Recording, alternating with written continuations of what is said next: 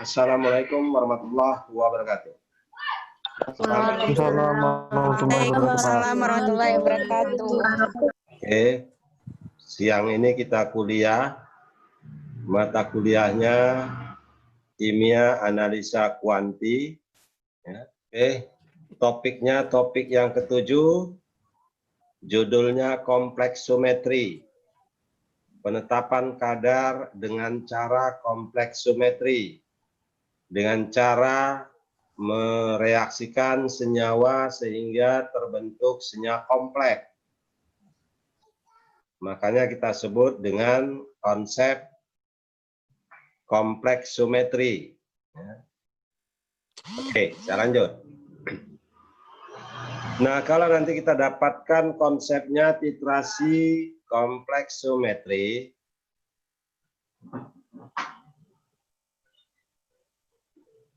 ini kita dapatkan pertama senyawanya yang bisa dideteksi adalah senyawa-senyawa obat atau senyawa yang ada di alam, di dalamnya mengandung logam. Nah, yang bisa membentuk senyawa kompleks pertama yang paling penting adalah unsur transisi. Logam dari golongan transisi atau golongan B. Itu yang pertama. Golongan A, logam-logam dari golongan A hanya beberapa yang bisa membentuk senyawa kompleks. Misalnya, golongan 2A. Golongan 1A tidak bisa membentuk senyawa kompleks. Jadi yang bisa membentuk senyawa kompleks hanya golongan 2A. Yang terdiri dari magnesium, kemudian kita dapatkan ada kalsium. Nah, itu yang selalu ditentukan kadarnya dengan metode kompleksometri. Nah, ini kita dapatkan ada Zn, Mn, kadmium, merkuri, Pb, tembaga, besi, kobal, nikel, platina. Ini unsur transisi golongan B. Unsur transisi atau unsur golongan B. Kalau golongan A itu ada Mg, Al, kalsium. Ya. Nah, itu golongan A. Mg dan kalsium golongan 2A, aluminium golongan 3A. Oke. Nah, kita menentukan kadar obat, kadar bahan pangan, kadar logam yang ada di dalam kosmetik, yang ada di dalam air, yang ada di dalam limbah. Kalau yang ada di dalam kosmetik itu biasa kita tentukan salah satunya ada merkuri. Bisa kita tentukan dengan cara kompleksometri. Di dalam obat, obat mah ada aluminium, ada magnesium. Nah, berikutnya ini kita dapatkan untuk kompleksometri Heni Febriamita, zat besi yang ada di dalam senyawa obat. Obat apa itu? Sangobion, Pak. Sangobion. Yolanda Ivanka. Senyawa Ya, Pak. obat vitamin yang mengandung kobal. Apa vitaminnya? Vitamin B12, Pak. Nadifa Anjani. Vitamin apa yang mengandung kobal? Vitamin B12 atau kobalamin. Oke, saya lanjut. Nah, berikutnya untuk obat yang mengandung kalsium. Lisa Romauli. Obat yang mengandung kalsium ya, Pak? Iya. Suplemen, Pak? Ya iya, suplemen ya. Salah satunya kan sebagai obat. Apa obatnya? Nama obatnya, Pak? Iya. Kalsium R-redoxon. Kalsium D-redoxon. Iya, oke. Nah, kita lanjut. Kemudian kita dapatkan ada seng. Seng juga ditemukan sebagai obat. Nah, ini obat tetes mata. Ada yang tahu nama obat tetes mata yang mengandung seng?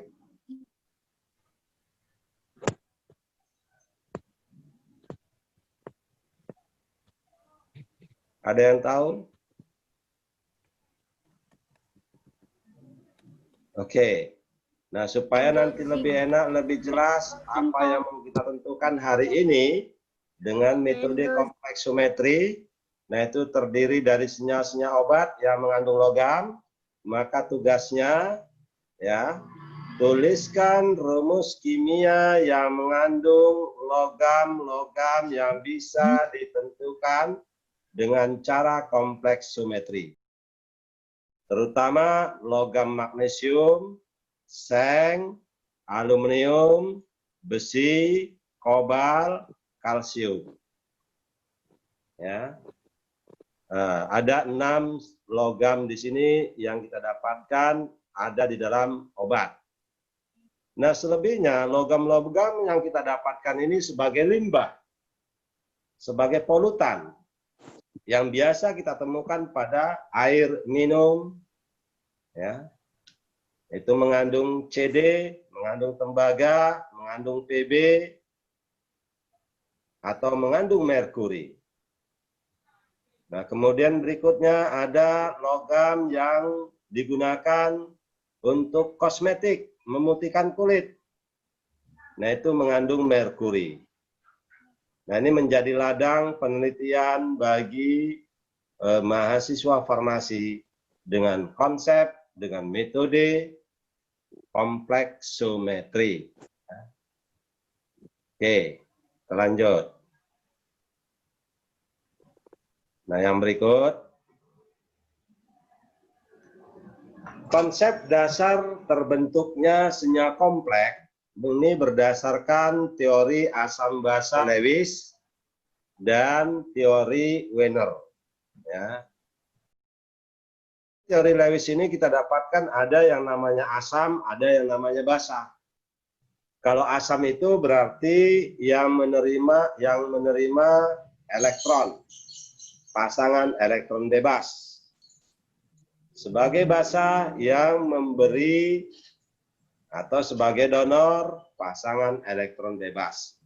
Jadi pasangan berarti ada 2 elektron yang diberikan sekaligus ke unsur yang lain, ke senyawa yang lain. Berarti senyawa lain sebagai penerima tidak punya elektron sama sekali. Nah, itu konsep dasarnya dari Lewis. Bisa dikatakan asam kalau dia mampu menerima, dikatakan basa kalau mampu dia sebagai donor pasangan elektron bebas. Nah, kalau untuk si Wiener ini hanya menentukan bilangan koordinasi atau jumlah dari donor pasangan elektron bebasnya.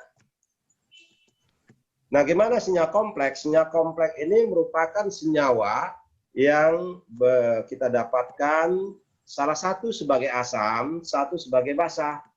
Sehingga terbentuk ikatan yang namanya kovalen koordinasi. Ya, ikatan kovalen koordinasi. Ada ikatan kimia, ada ikatan kovalen, ada ikatan kovalen koordinasi. Ada ikatan hidrogen, ada ikatan van der Waals, dan lain-lain. Nah, ini sekarang yang di sini kita bahas adalah yang berhubungan dengan ikatan kovalen koordinasi.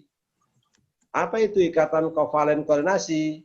Ikatan yang terjadi jika salah satu dari atom, salah satu dari ion, salah satu dari molekul sebagai donor, sebagai pemberi pasangan elektron bebas. Yang lain gimana? Sebagai penerima, tidak punya elektron. Oke. Nah, di sini kita dapatkan ada satu ion hidrogen, tidak ada elektron. Ada molekul NH3 amonia. Nitrogen golongan 5. Elektron kulit luarnya sebesar nomor golongannya. Nitrogen golongan 5A dalam tabel periodik. Jumlah elektron kulit terluarnya sebanyak nomor golongannya. Berapa jumlah elektron dari nitrogen?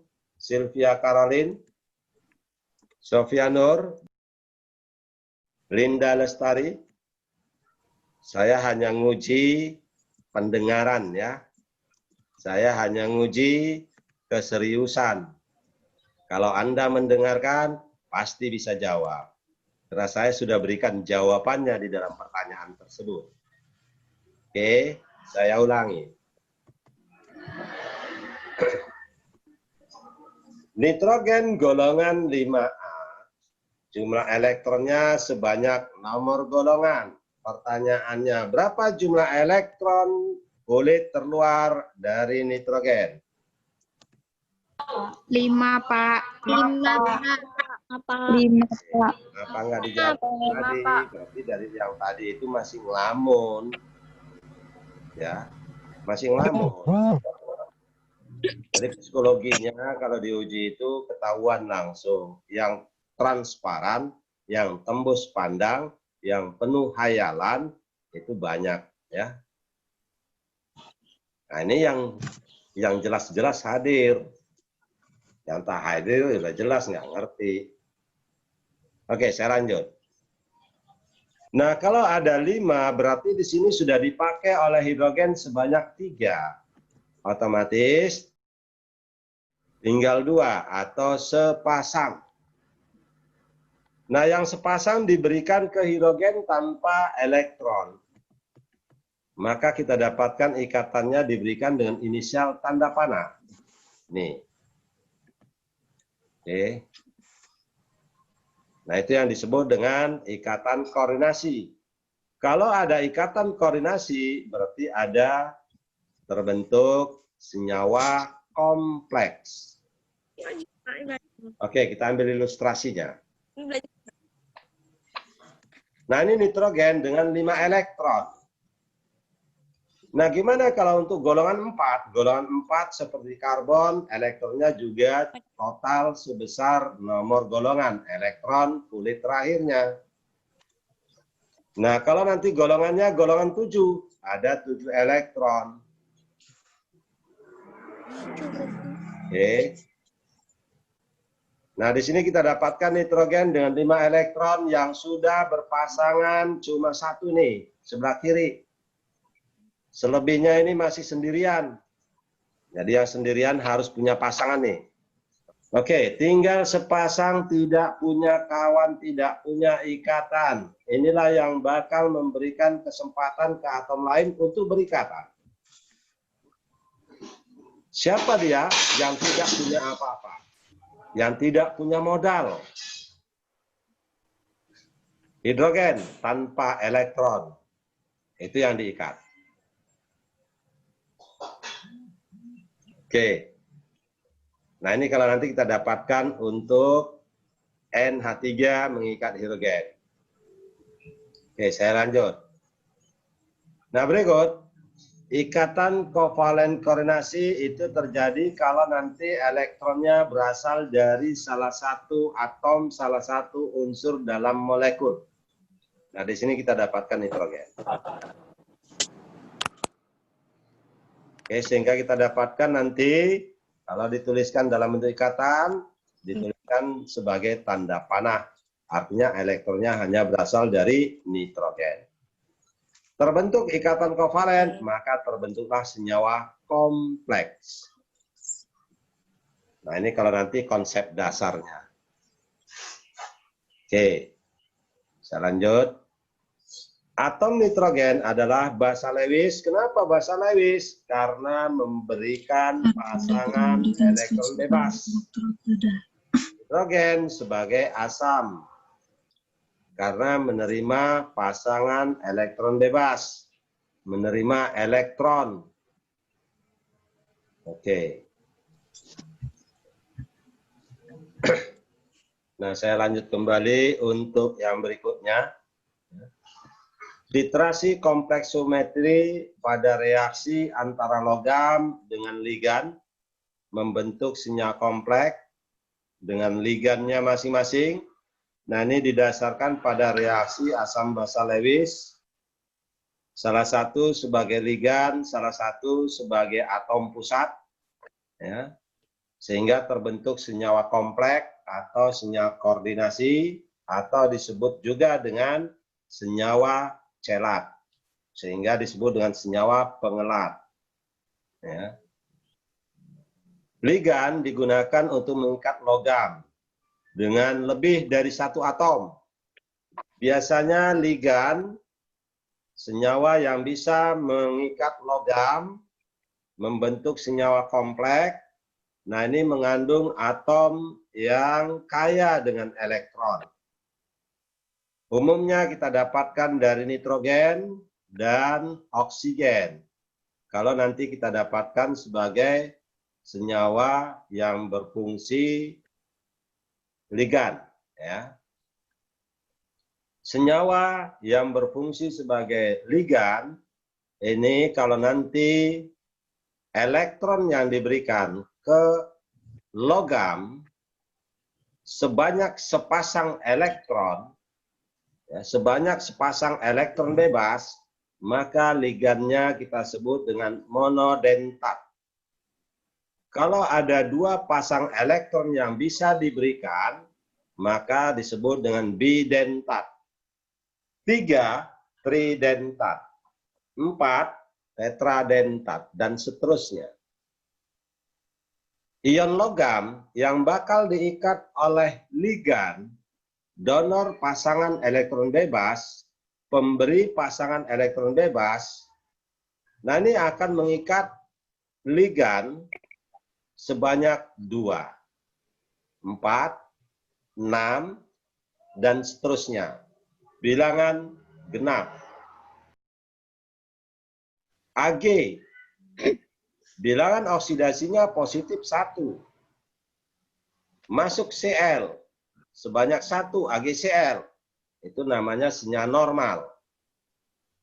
Nah, senyawa kompleks lebih dari keadaan normal.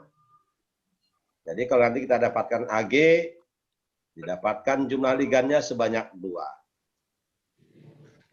Nah, gimana kalau bilangan oksidasinya dari atom logamnya sebesar positif 2? Misalnya Zn, positif 2. Tidak lebih, tidak kurang. Maka jumlah ligannya ada sebanyak 4. 2 kali dari bilangan oksidasinya. Ya. Atom besi bilangan oksidasinya yang stabil itu positif 2 dan positif 3. Walaupun masih ada bilangan oksidasi lebih dari positif 2 dan positif 3. Tapi yang stabil itu positif 2 dan positif 3. Nah, yang maksimum 3, maka jumlah ligannya nanti 2 kali 3. Totalnya ada sebanyak 6 ligan. Nah, itu kalau nanti kita dapatkan untuk Fe. Nah, dari ligannya ada sebanyak 2. Inilah yang dinyatakan dengan bilangan koordinasi. Menunjukkan jumlah ligan. Kalau ligannya 4, berarti bilangan koordinasinya ada 4. Oke, kalau nanti kita lihat dari segi substituen, tangannya, garisnya dalam gambar, maka nanti ada tangannya sebanyak 4. Nah, kita lanjut.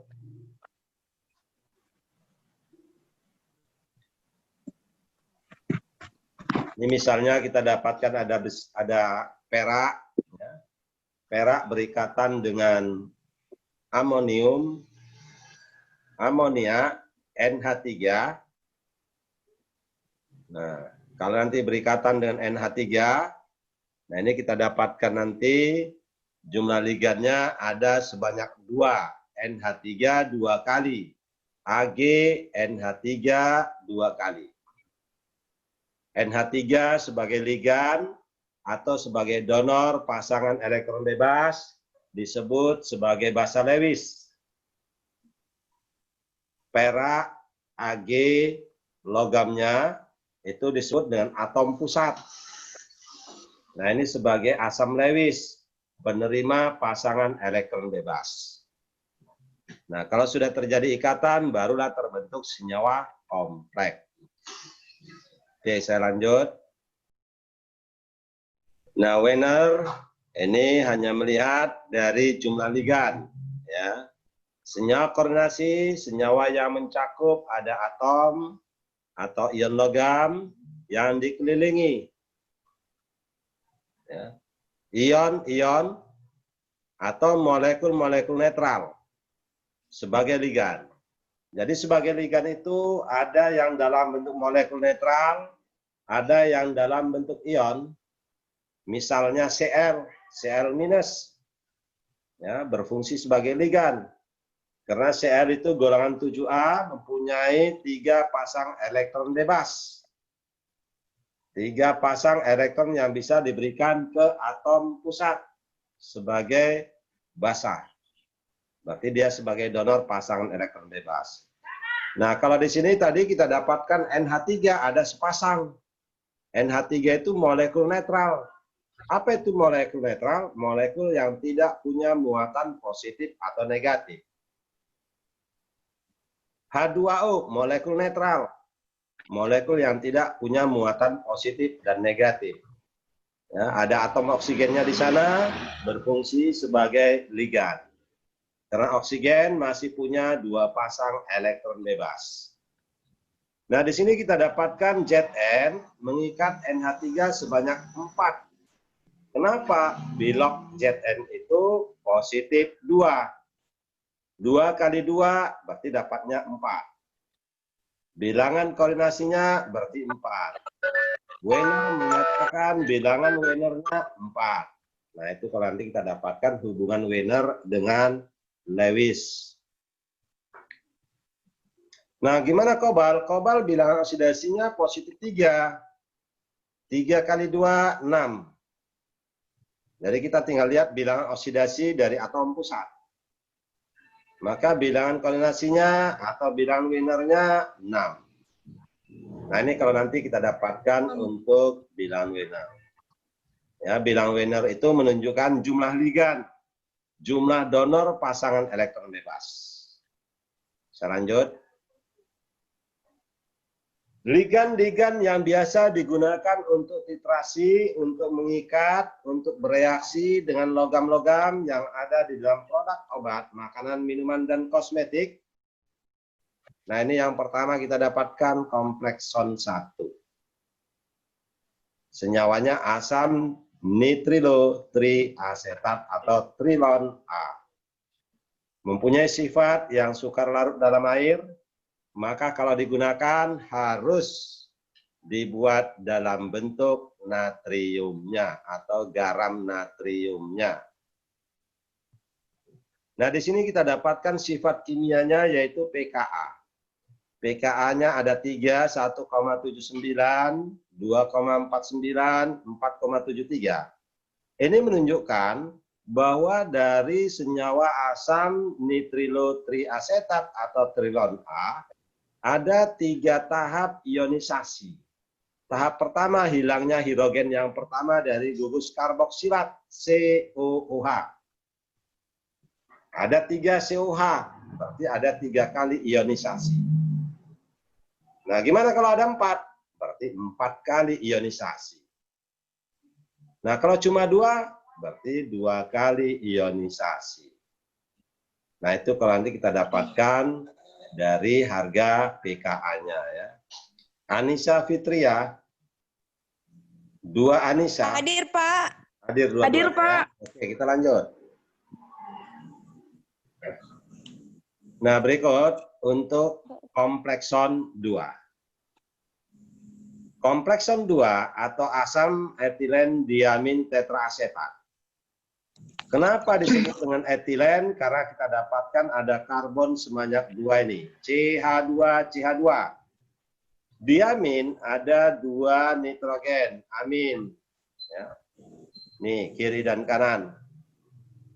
Tetra artinya 4. Asetat, ini asalnya dari CH3COOH.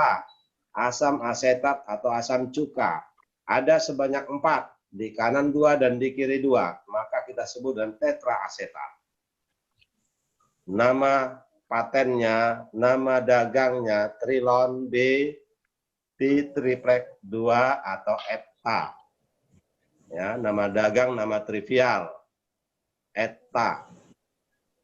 Sukar larut dalam air, maka dipakai dalam bentuk garam dinatriumnya.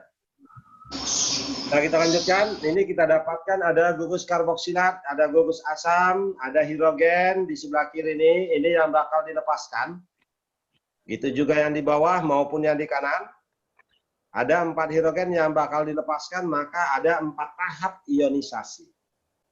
Nah, apa buktinya? Buktinya dari harga Ka-nya. Ada 4 harga pKa yang kita dapatkan ini. Dari mana datangnya pKa? pKa, potensial kekuatan asam. Kita hitung dari minus logaritma Ka. pKa semakin kecil, maka senyawanya makin asam. pKa-nya semakin besar, maka asamnya makin lemah, kurang asam. Oke. Nah, terbalik, harga Ka makin besar, senyawa asamnya makin kuat, sifat asamnya makin kuat. Harga Ka-nya makin kecil, maka kita dapatkan keasamannya makin lemah. Nah, ini kalau nanti kita lihat dari sifat kimianya. Oke, saya lanjut. Nah, kemudian yang berikutnya komplekson 3. Ini merupakan senyawa-senyawa yang digunakan untuk titran, untuk reaksi, untuk mendeteksi, menentukan kadar dari logam di dalam sampel. Apakah dia sebagai senyawa obat, makanan, minuman, atau kosmetik, ataupun limbah. Nah, ini komplekson 3 merupakan senyawa yang paling umum, yang paling sering digunakan.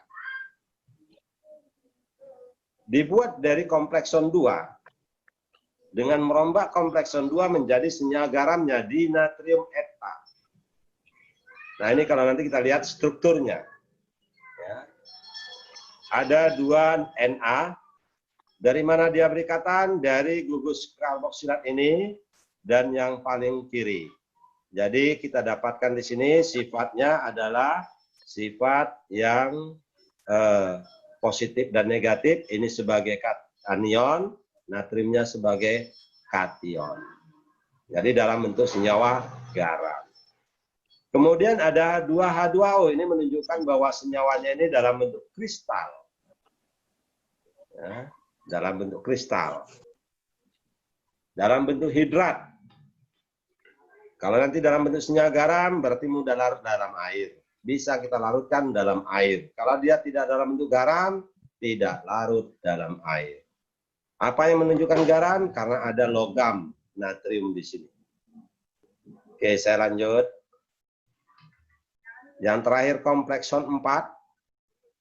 Nah, ini senyawanya dari senyawa asam 1,2 diamino. Ini ada amin di posisi karbon nomor 1, nomor 2. Diamino.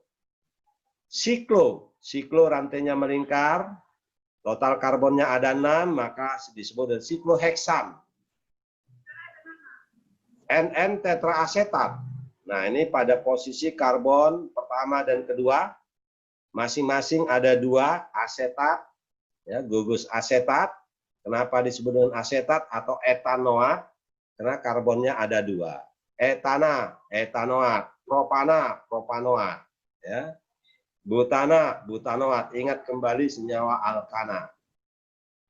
Oke, saya lanjut. Beberapa senyawa sebagai ligan yang biasa digunakan untuk titrasi logam, NTA atau nitriloacetic acid, etilen diamin tetraacetic acid atau ETA, dan seterusnya. Nah, ini karena dia bisa memberikan pasangan elektron bebas, baik dari nitrogen, ini ada 2, berarti ada 2 yang bisa disumbangkan pasangan elektron bebasnya. Ini ada 1, berarti ada 1 pasangan elektron bebas yang bisa disumbangkan. Nah, ini ada 3 nitrogen, ada 3 yang bisa disumbangkan. Ya. Oke, nah ini ada nitrogen, ada oksigen. Oksigen 2, nitrogennya 2. Berarti total ada 4. atom dengan pasangan elektron total.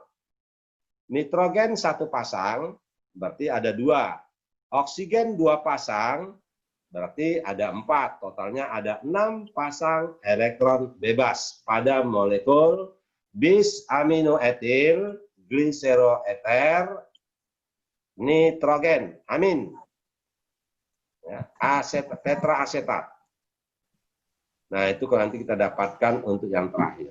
Oke, ini ilustrasi yang kita dapatkan jika kita temukan untuk senyawanya dari senyawa ligan yang bisa membentuk ikatan dengan kompleks. Ya. Kalau nanti kita dapatkan atomnya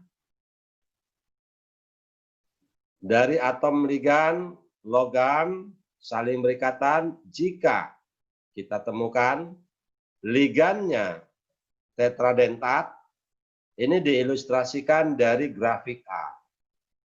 Ini grafik A, grafik yang sangat tajam, artinya jumlah ligan dan logam 1:1 stoikiometrinya. Ada 1 mol ligan, berarti ada 1 mol logam yang bisa diikat.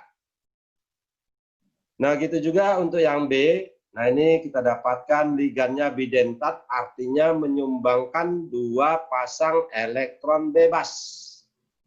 Ya. Ligannya menyumbangkan 2 pasang elektron bebas. Kalau tetradentat, berarti kita dapatkan 4 pasang elektron bebas. Kalau monodentat, berarti 1 pasang elektron bebas. Kita lihat dari grafik titrasinya yang paling tajam itu kalau 4 pasang elektron bebas. Nah, ini kita dapatkan yang masih terhitung tajam yang 2 pasang elektron bebas. Yang landai itu yang cuma 1 pasang elektron bebas yang bisa diberikan oleh ligan. Jadi ligannya harus ada sebanyak 4 minimal itu kalau nanti atom yang kita titrasi dari Zn misalnya. Nah, itu kira-kira gambarannya. Ya. Oke, ini terkait dengan logam-logam dalam kondisi-kondisi tertentu. Grafik pH. Saya ambil contoh. Misalnya, ada kobal, ini bisa dititrasi memakai konsep kompleksiometri pada pH sekitar 4,5. Kalsium pada pH sekitar 8. Magnesium pada pH sekitar 10. Misalnya,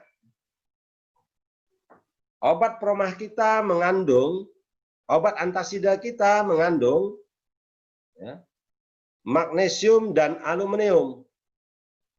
Magnesium dan aluminium. Aluminium itu bisa dititrasi pada pH sekitar 4 nih. Ya, sekitar 4. Jadi pertama sampel kita buat kondisi pH 4. Mg-nya tidak bakal tertitrasi. Dia dalam bentuk endapan. Tidak larut. Kita filter, kita dapatkan filtrat, baru kita titrasi untuk mentitrasi aluminiumnya. Nah, kalau pH-nya dibuat 10, aluminiumnya sudah mengendap. Kita filtrasi, kita dapatkan filtrat, kita titrasi, kita dapatkan magnesiumnya. Ya.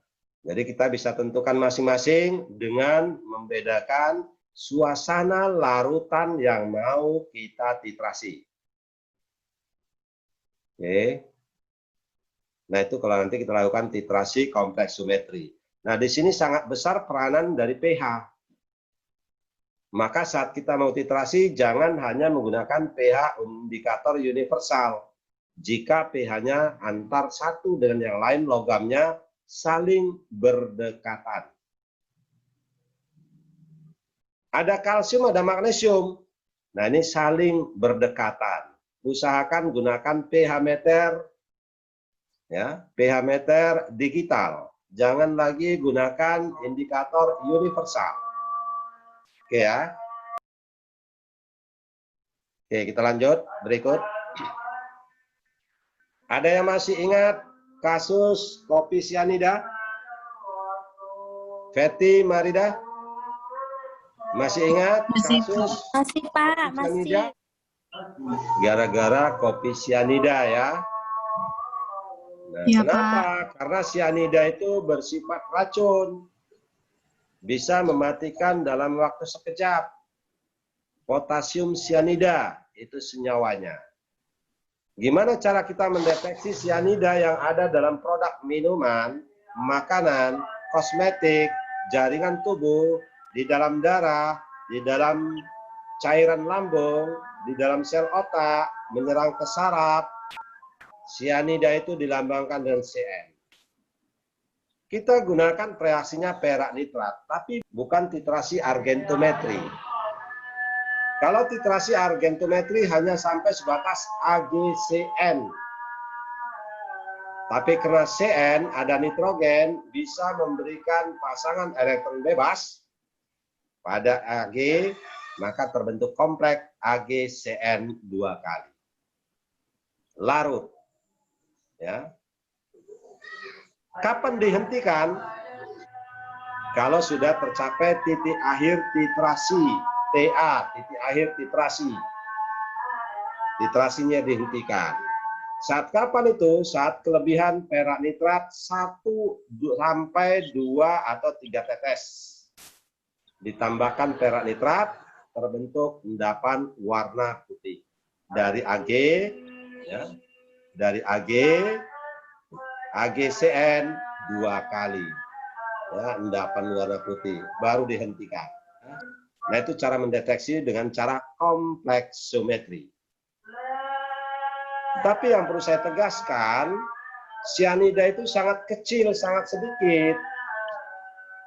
Kalau jumlahnya sangat sedikit, sangat rentan sekali tidak bisa ditentukan dengan cara kompleksiometri. Jadi kita harus gunakan dengan metode yang lain yang lebih sensitif. Nah, yang terakhir, indikator. Dalam titrasi kompleksiometri kita gunakan indikator-indikator yang spesifik. Kita harus bisa memilih indikatornya dan membuat larutannya sesuai dengan pH dari kelarutan logam, pH perubahan dari indikator. Nah, itu inti kunci sukses untuk titrasi kompleksiometri. Nah, ini yang paling penting. Oke, kira-kira sampai di sini ada yang tanyakan? Ada? Silakan. Alfred Hehanusa Jai. Susah namamu ya. Iya, yang pertama nama orang Batak. Sementara kamu orang Melayu ya? Enggak Pak, saya orang Nias. Orang Nias. Alfred Hehanusa Jai ya. Nias yang terdampar di Pekanbaru gitu ya? Iya, Pegasar. Jauh kali kamu terdampar. Ini gara-gara tsunami kemarin atau gimana makanya terdampar? Iya, gara-gara tsunami terdampar di sana. Oke. Nah, kalau tidak ada, saya kira saya cukupkan sampai sini ya. Terima kasih atas atensinya. Ya, mudah-mudahan kita bisa ketemu kembali di lain waktu, di lain kesempatan. Ya, untuk sementara saya akhiri dengan wabillahi taufik wal hidayah. Assalamualaikum warahmatullahi wabarakatuh. Waalaikumsalam. Waalaikumsalam warahmatullahi wabarakatuh. Dan selamat sore. Sore, Pak. Oke, see you next time. YouTube, Pak.